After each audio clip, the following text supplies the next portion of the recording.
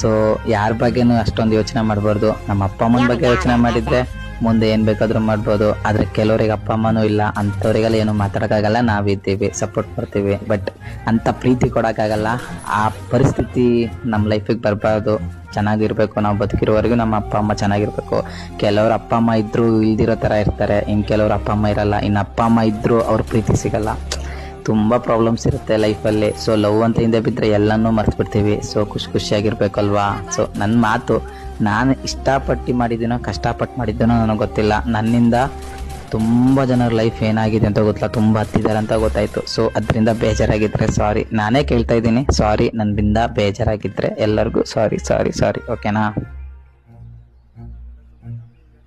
ನಗ್ನಗ್ತಾನೆ ಇರಿ, ಬೇಜಾರು ಮಾಡ್ಕೊಳಕ್ ಹೋಗ್ಬೇಡಿ. ಲೈಫ್ ಅನ್ನೋ ಪಾಠ ಇನ್ನೂ ಸ್ಟಾರ್ಟ್ ಆಗಿರೋದಷ್ಟೇ, ಇನ್ನೂ ಇದೆ ಲೈಫು, ಓಕೆನಾ. Be happy, be cool, be smile, okay.